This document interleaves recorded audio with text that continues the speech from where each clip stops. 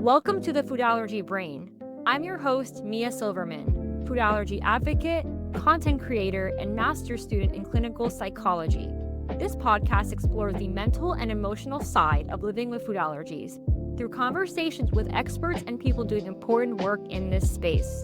Before we begin, please remember that everything discussed on this podcast is for informational and educational purposes only. It is not medical advice. For questions about your own health, food allergies, or treatment, always consult with a qualified doctor or medical professional. For today's episode, I'm so excited to welcome Dr. Brynn Everist, a pediatrician, an allergist and immunologist based in Kansas City, who runs one of the first direct specialty care allergy practices in the country, and who's also the founder of Amuse, an early allergen introduction system for babies. In this episode, Dr. Everist shares what inspires her to step outside the traditional insurance model so she can spend real time with her patients, how she supports families navigating food allergies from both a medical and mental health perspective, and some of the exciting new treatment and prevention tools emerging in the allergy space. Without further ado, let's get into the conversation.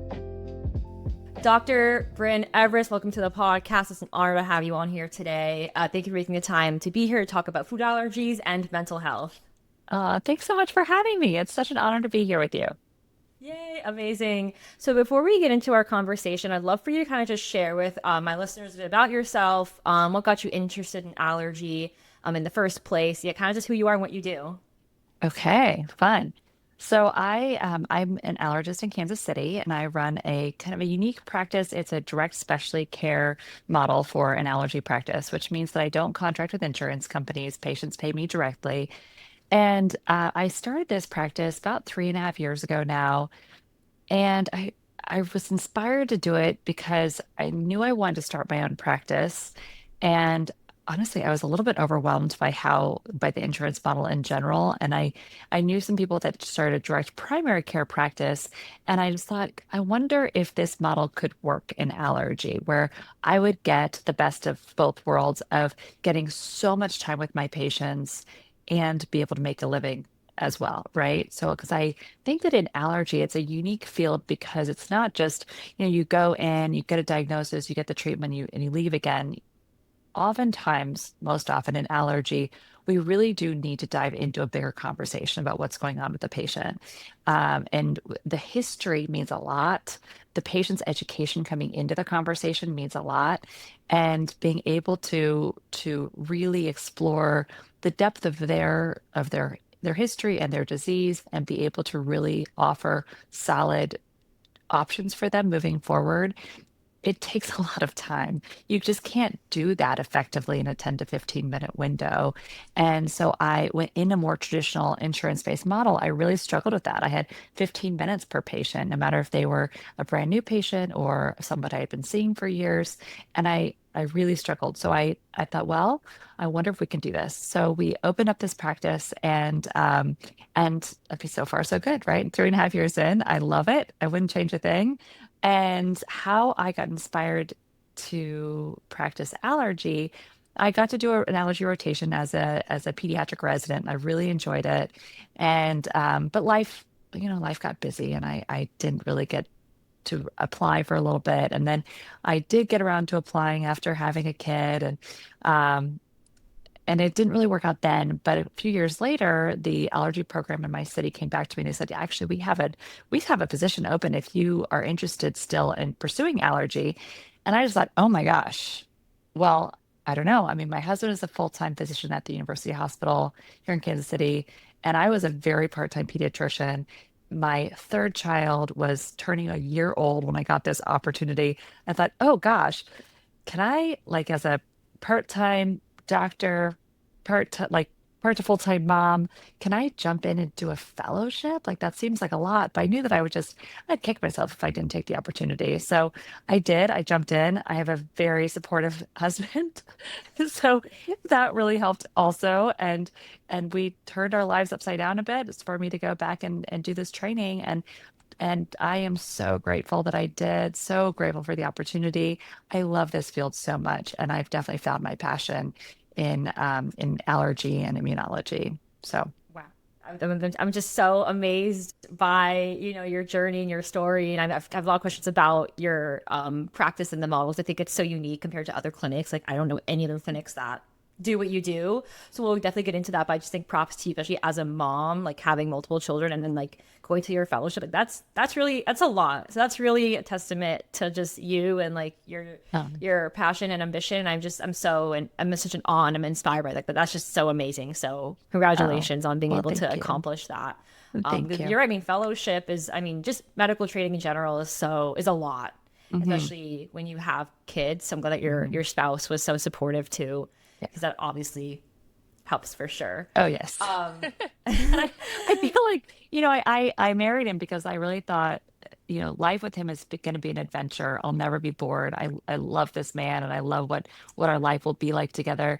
But I feel like I'm the one who keeps throwing in these man, nope, it's not gonna be a straight road. Nope, we're gonna do this thing and now we're gonna do this thing and he's been amazing the whole way through. So yes, I'm very well, lucky. that's just the beauty of like, especially when you marry the right person. I mean, not discussing marriage on this podcast, but just like a side note. I mean, I do think that life is a journey, and it's so important to have someone to kind of support you through that journey. There's gonna be different like twists and turns, and so especially Hmm. it's so awesome to have someone that is like on your side and is rooting for you and supporting you.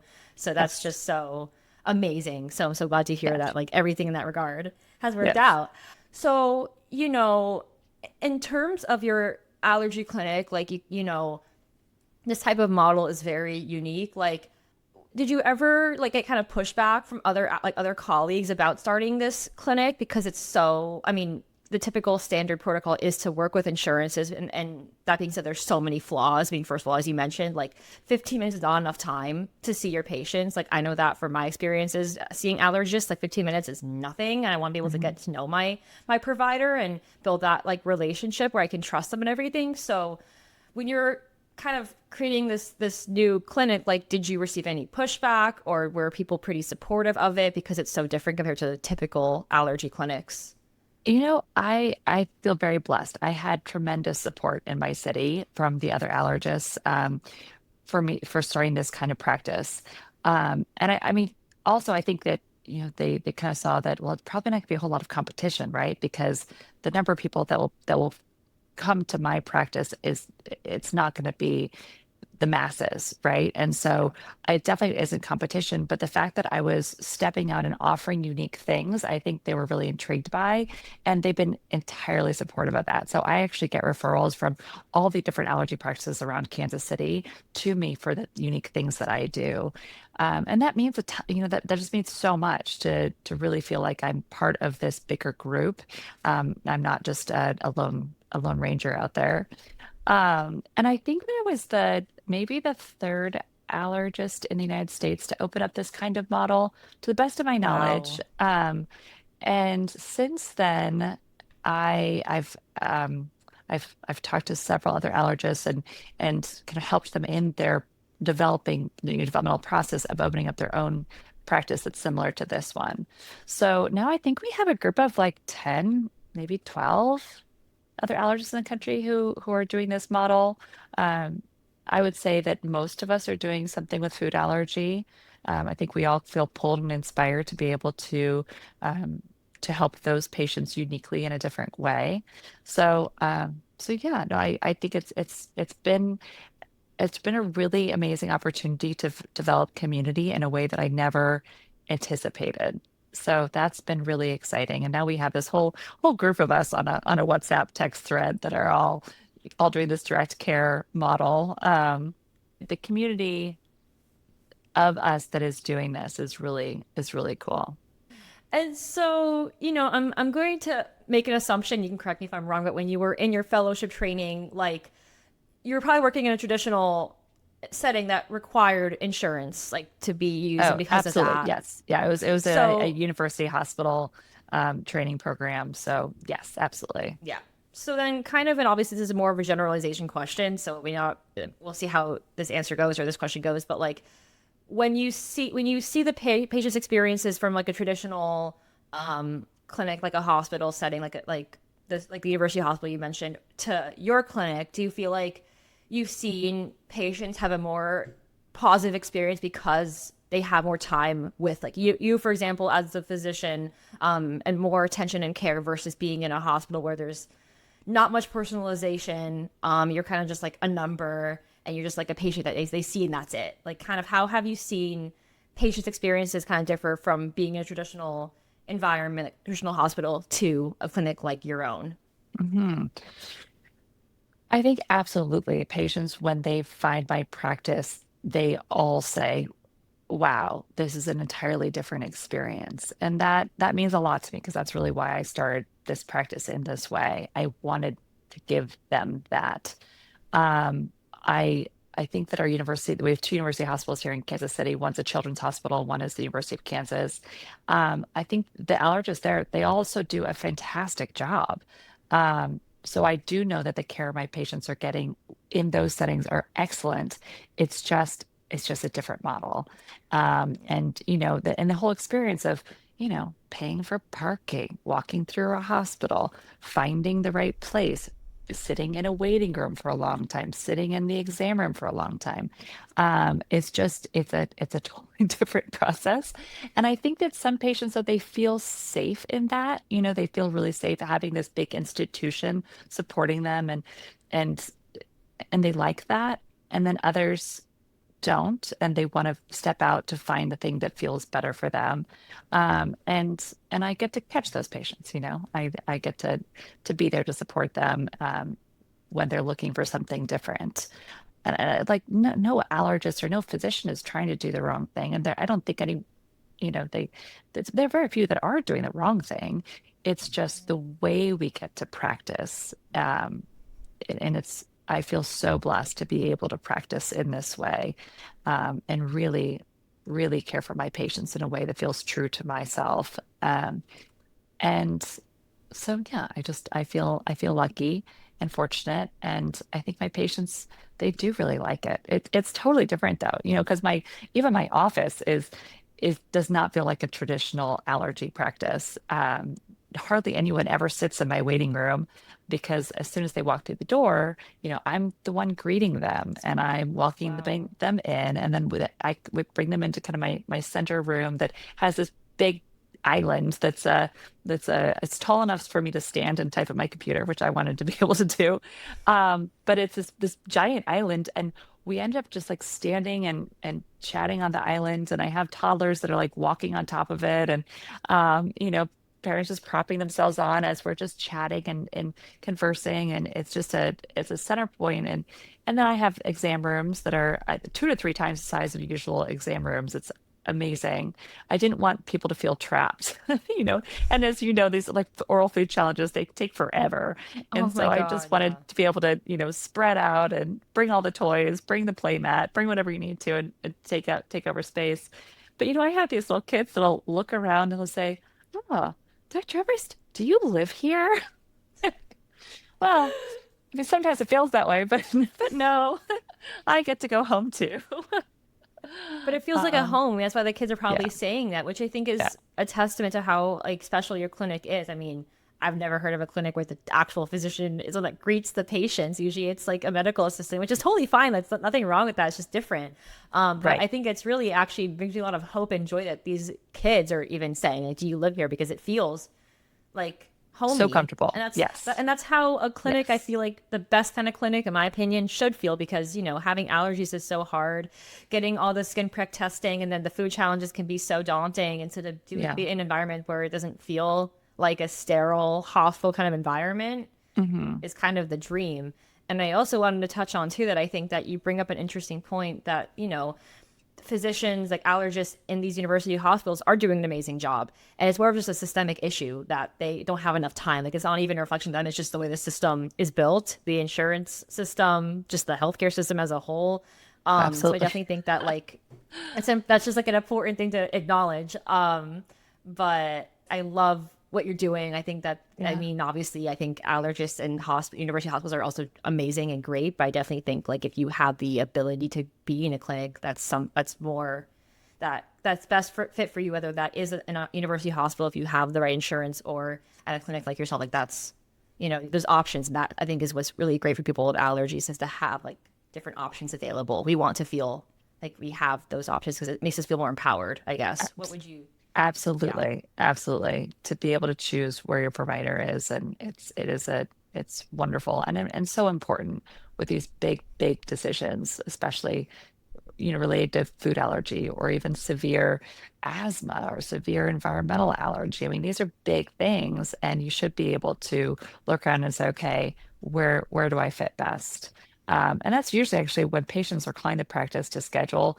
More often than not, they're asking me, "Am I a good fit in your practice?" Mm. And universally, I get to say, absolutely, of course you are.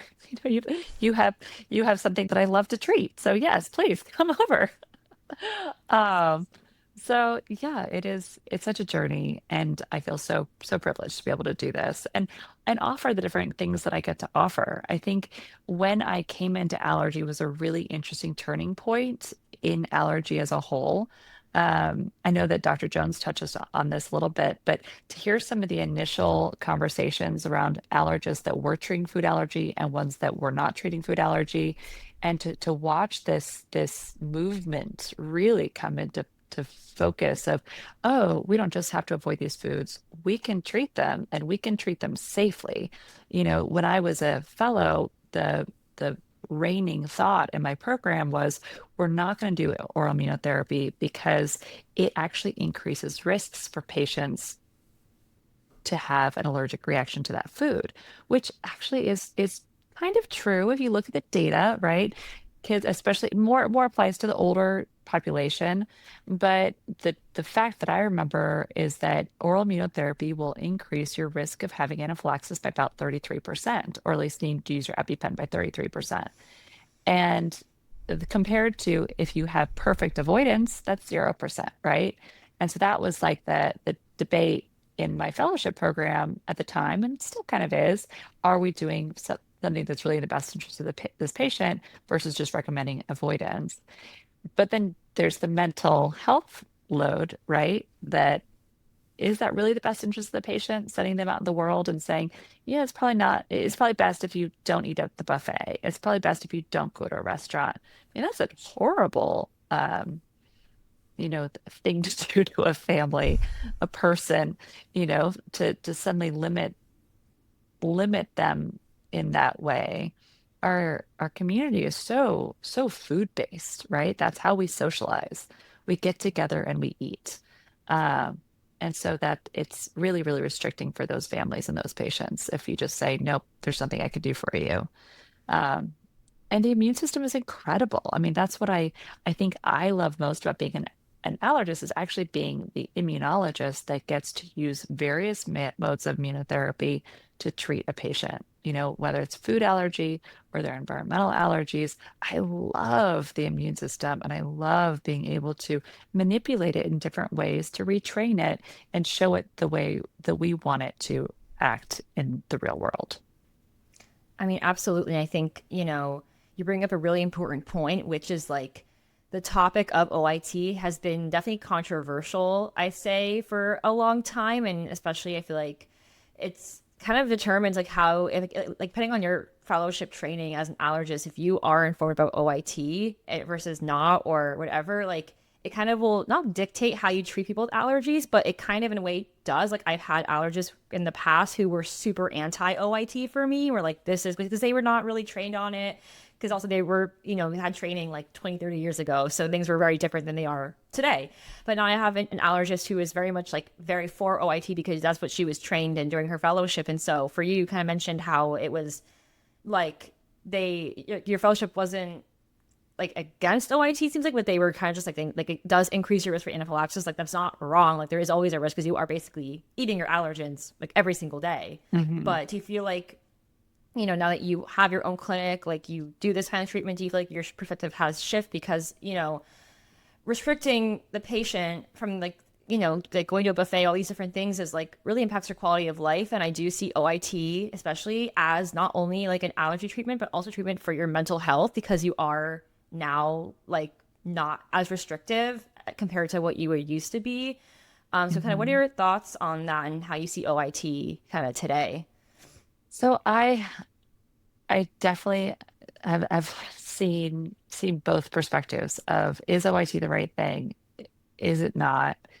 And the lovely thing is that we have this like middle road now with sublingual immunotherapy. We call it SLIT, which is a probably kind of a terrible name, but it's Yeah, it's kind of a what weird name, not gonna lie, but it at this point, that's what we is. gotta call it. It is. It's a weird name, Slit. but that's what we have for now. So that's what we're going with.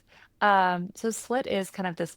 I love the balance that SLIT offers because it really does not increase your risk around that food, and it absolutely can increase your tolerance for that food. So reduce your risk around it.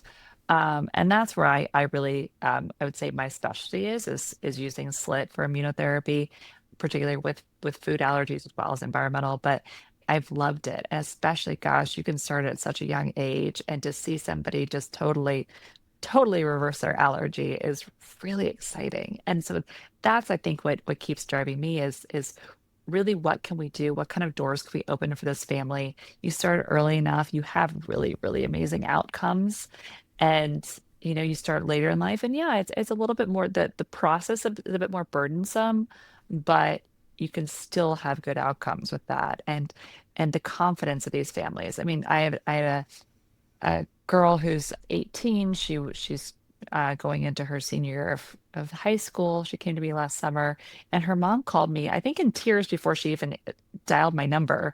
And she was saying, she's 18, she's going off to college in a year, and she has such a terrible peanut allergy. We've been told that 2 EpiPens probably won't be enough for her if she ever does encounter it. Like our whole community, like basically stopped buying peanut butter because they want to all protect her. Because her levels were, yeah, her IgE levels were over 100. Her for Wow. peanut. Yeah, so so whoever was treating her in her hometown said, "Oh, ouch, like yikes." They were terrified at the number alone, even though she hasn't had any allergic reaction to peanuts since she was like a baby. And so really we didn't know. And the mom called me and said, "Can you do anything? Is she a candidate for what you do, or is she just too severe?" I said, "Absolutely, she's not too severe. Like we're going to do something about this." And they drove for hours to come and see me to do treatment with me, and we ended up doing SLIT for her because that's what she was more comfortable with. And we even did what's called a proximity challenge. Do you know about these? Yes, Yeah, yes, yeah. but I would love for the listeners that maybe don't know what that is. Could you explain what a proximity challenge is? So So a there. proximity challenge is a way of introducing a patient to a food, not by eating it, but just being around it. So much of food allergy is fear of the allergy, fear of the reaction, and that ends up manipulating everything in that family's life. And um, so the proximity challenge is when you literally have the patient in the same room as the thing that they're allergic to. And this can be a really big deal for families. It can be really hard to even get into that room. So first we have for this patient, and I've done it several times, and it's so joyous like to do this. It's so amazing. Because remember, this patient, right? She was sitting at an allergy-free table at school. Her family, no one would bring peanut butter or anything into the house. If any of her family members ate peanut butter outside the house, they washed their hands, they brushed their teeth, like they, maybe changed their clothes before coming back home. And so first what we did is I brought a jar of peanut butter into the room. It was closed, and I showed it to her. I was like, "This is peanut butter." And you could see the anxiety was just rising in her just by seeing the jar of peanut butter. And we opened the jar of peanut butter up across the room. I remember my exam rooms are big, so that helped. But it was across the room, and every few minutes we'd bring it closer and closer and closer. Oh, wow. And then I actually smeared some peanut butter on her skin to show her, look, peanut butter can touch you and it's not going to kill you. This is okay, right? And I don't even remember if she got a hive on her skin or not. I don't think she did. Because it didn't prick it wasn't like a skin prick. It was just like on the skin. She didn't end up getting a hive, which is great. We wiped it off, still everything's fine. She's safe. She's okay. And then the final step of my challenge is I actually have them hold peanuts in their hands. Wow, this is I, like full uh-huh. on, Oh, it's like, full on. Oh, it's a wow. full immersive experience. I have them hold peanuts in their hands, and then, for several seconds, and then throw the peanuts in the trash can, and then go to my sink, wash their hands with soap and water, just like they're told to do, right? And then I give them a snack that they eat with their hands. Oh, with that wow, because they touch Uh-huh. it, they wash their hands, Uh-huh. but still, there's still that fear. There's I'm like, oh, that what if fear. there's Exactly. Exactly. And then, and she was so proud of herself. She was crying, the family was crying, and she was so proud. And then I told her, my instructions to her were to go home, and the family was to buy peanut butter and keep an open jar of peanut butter on the dining room table. And wow. it's a different kind of desensitization, right? She's not eating it. I'm not making her eat it at all, right? That's she still has her food allergy. She needs to be safe. But what I've told her and trained her is that you can be safe around your food allergens. You can be in the room with them. You can even hold them. As long as you wash your hands and they don't directly go in your mouth, you're safe. You're okay. And that was a great moment for that family. And I doing it for other families as well. That was just the one that came most to my mind. So it's a neat experience, but the mental health burden of this is real. And society has definitely played into it, you know? So that's hard too to overcome the society like fear of death with food allergy to no, or there are tragic things that happen always, right? But by and large, we can manage this just fine without that terrible anxiety about it. I mean, exactly. I think that I was going to kind of ask you kind of how you approach like when families and patients do have that sort of fear. And I feel like what you just like this proximity challenge is kind of like the perfect intervention, like a mental health intervention of some kind, because I feel like there is this fear that like if you are around your allergy, like you're going to die, everything's going to go like so wrong. And like there are instances where people unfortunately have like airborne reactions or are super severely allergic and they can be put in a life-threatening situation, but that's not the majority, I would That's say, not. and the research No, kind of shows that. And so I think that like that is so important to be able to do that kind of like treatment, quote unquote treatment with your patients, because it definitely, as you just mentioned, like this patient of yours probably felt way more confident and not as fearful. And I think that a lot of times we restrict ourselves from eating or things because of that fear, but I can guarantee now she probably is more comfortable, at least like being in a restaurant that maybe does serve peanut stuff, but she won't eat that. Obviously, it's something else, for example, or maybe she feels now more comfortable going to college, even if there's a in the dining hall, maybe they have like one peanut butter and jelly sandwich thing, but it's far away, but it's in that same proximity. She probably feels more, at least like comfortable being in that environment with because of this proximity challenge. I think that's so important to do that. I wish more absolutely. allergists did that. Um, Absolutely. and so kind of backtracking a little bit, like in cases where you have a because you mentioned that this mother of this daughter like called because she was so concerned about her daughter and going off to college. When you do have a patient that comes in or a caregiver with their child and this is like they just discovered that their kid has allergies, it's like a brand new thing, kind of what are the first few things you kind of tell them to reassure them that everything's going to be okay? I think that's kind of like, I mean, at least I know for my parents, it was very overwhelming when they found out that I had all these allergies. I know that's the reality for most food allergy parents. So, kind of, how do you approach that first initial situation? Because obviously, you have these different interventions like the proximity challenge, but I think it's always important too about like how to kind of preface like how things are going to be okay. It's not as bad as it seems.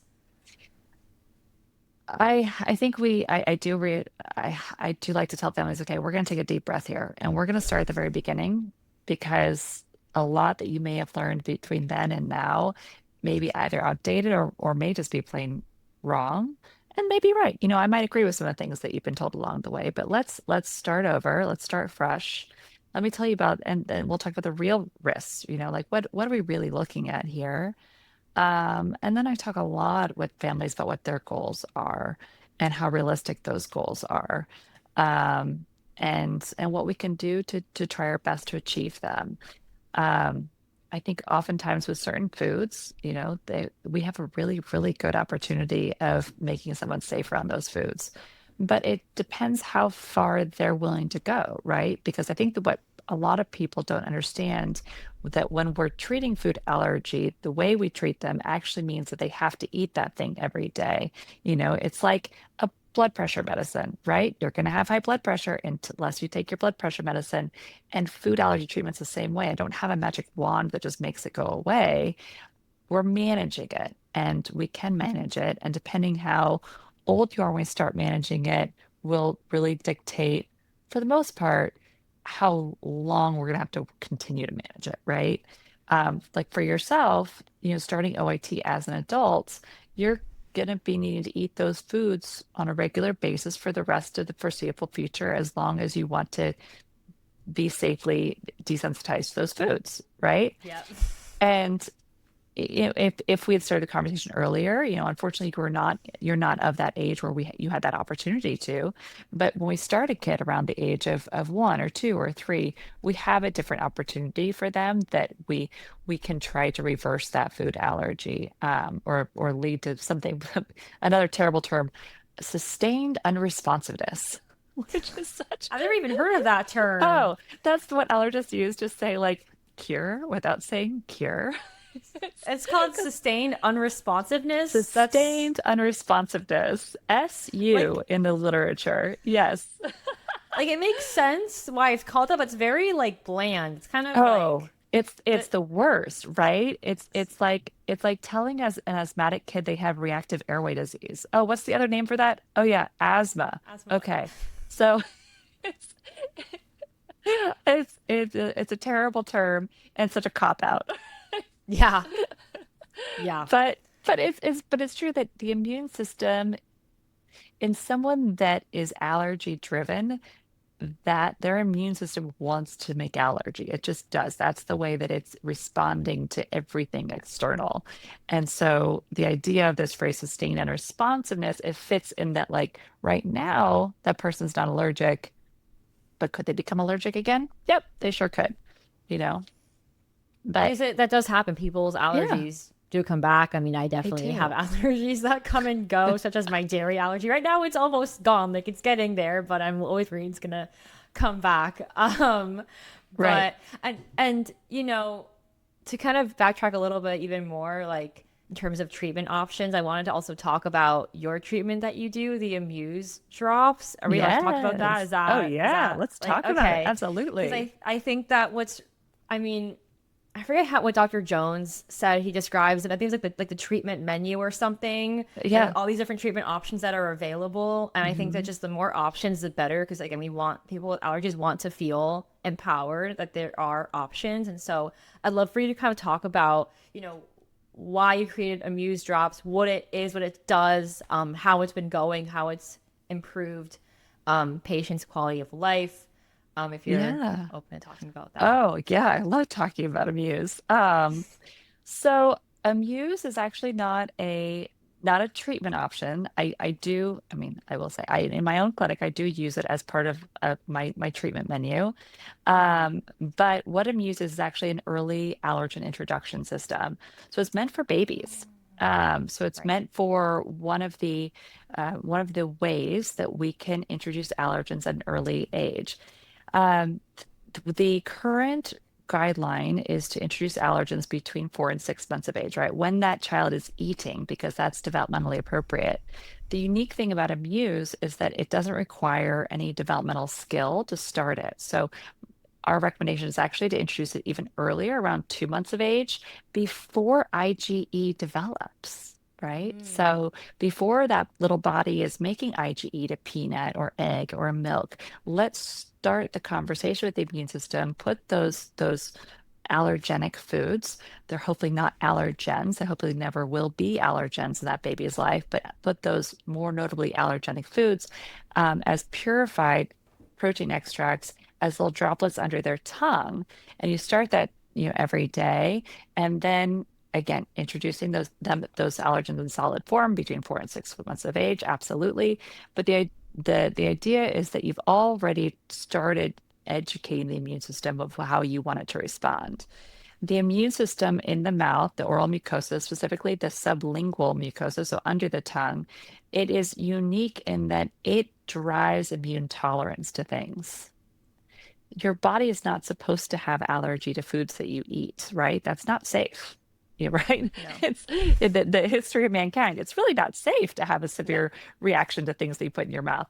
And the body knows that. And so by putting these purified proteins under the tongue, you start that immune tolerance process that actually prevents against allergy. So Wow. that's the purpose of Amuse, is to simply start training the immune system a little bit earlier. Because I have not done specific FDA studies, the FDA does not let me put anything about prevention or treatment on my labeling, right? And Hmm. I agree with that. So what we can say is that Amuse is provides immune support. So it's one of those kind of vague labeling things, but the idea is that it complies with the idea that early allergen introduction begets less risk of food allergy. And Amuse is just providing another opportunity, another way of doing that. That's so great, though. That's so impressed that you're able to, first of all, create that, and also be able to provide that for people that, I mean, we need more early intervention type of things like this. And I think it's so important because that's what the research is showing that, like, between these ages, like, that's when we Right. should start to introduce these allergens. And so to We have have them even earlier. so much opportunity. I mean, for peanut alone, if you introduce peanut early enough, it cuts risk of a peanut allergy by like 88% or something Oh crazy my like that. gosh, like, I mean, that's it's so crazy. early intervention absolutely works. Especially for the high risk babies, right? Like if I could just like stork drop drone drop, I guess, but storks are cuter. Stork drop Amuse into like every family's home that has a baby with like early eczema or a sibling with a food allergy or a parent with a food allergy. I would do it. I really, they need that, right? They need that opportunity for that early intervention, that early introduction to improve their quality of life lifelong. I mean, yeah, I think that, food allergy is like any other medical condition. And if we can find a way to prevent it or to lower the risk of it, like I'm so Yeah, on board with that. As someone that has right. allergies, like I don't want anyone to have what I have. Like it sucks. And so we can find ways to prevent it, by 80%, like, oh my gosh, please. So, and I can imagine Oh, that probably brings a lot of peace of mind to parents, like new parents that have a child or a baby that has eczema. Like it probably brings a lot of peace of mind because when your child is suffering, you suffer too. So oh I can imagine yeah, that probably also helps in that regard as well. absolutely. Again, Absolutely. just Yes. So actually, I had this idea about 2 years ago when I was lecturing actually back at my home institution. They know that times have changed. And so food allergy is really important when you talk about treatment. So I'm actually invited to go back every year as a guest speaker to talk oh, about the congrats. ways that I treat food allergy. Yeah, it's wonderful. And I was sharing the studies about sublingual immunotherapy as a treatment option, and how cool it is that the earlier you get that started, the higher your I'm going to use the word cure. I'm bold enough. Your cure rates Yeah. are when you get it started early enough. And I looked at my old program director and I was like, my former, she's not old, she's amazing. She's my former program director. And I said, why aren't we just doing this earlier as prevention? And she looked at me and she was like, well, why don't you? Well, because I don't know how to do that.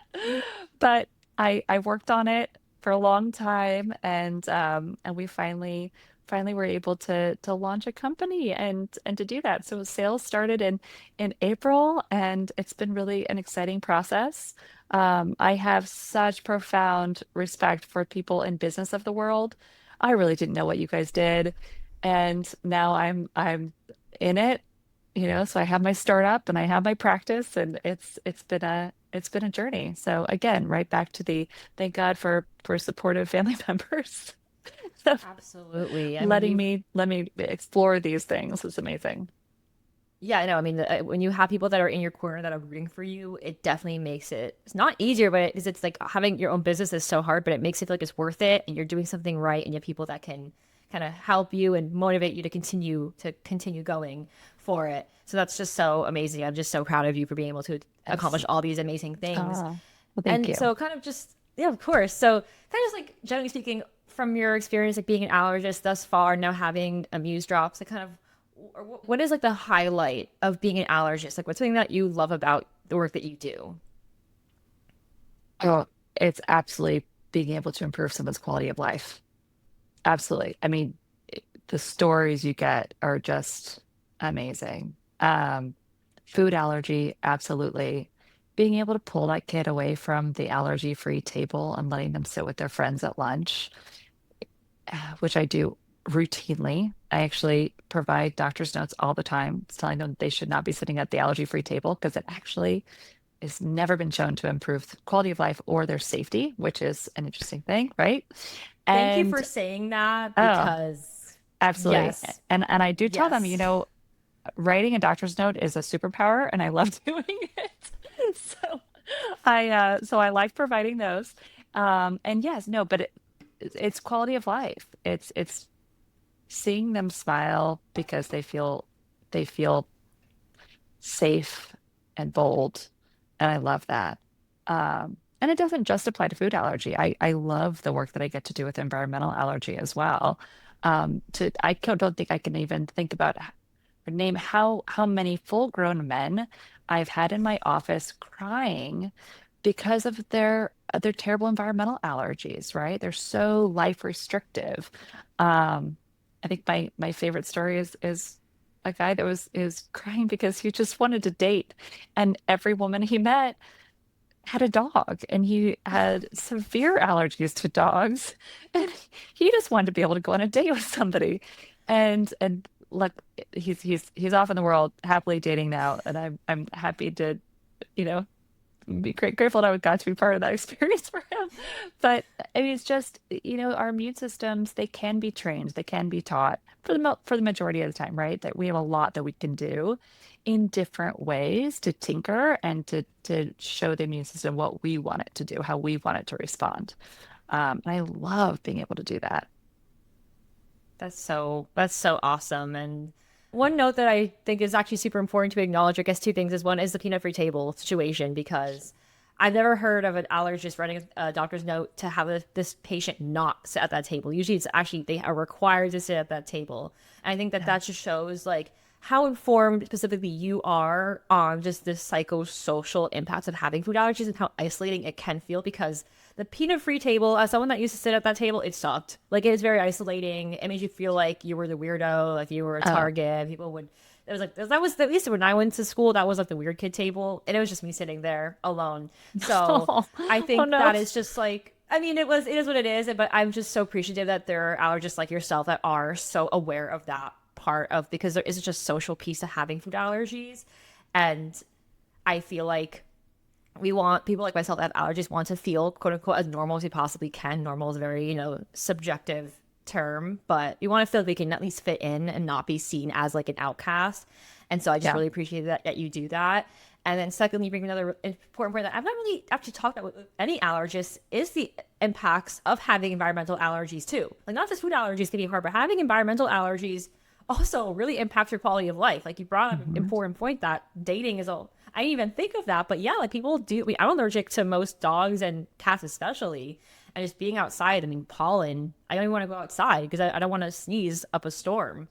But you Right. also brought up that treating not only actual like food allergies, but also environmental allergies also can positively impact these patients' quality of life and mental health because it Mhm. restricts them a lot less. Would you say this? Absolutely. Oh yeah. Or like, the parents that just want to go on the soccer field with their kids in the springtime and see the soccer games and they're just miserable, right? They have terrible nasal congestion and their eyes are itchy and red and their nose is watering and they're sneezing and oh my gosh, it can be so bad.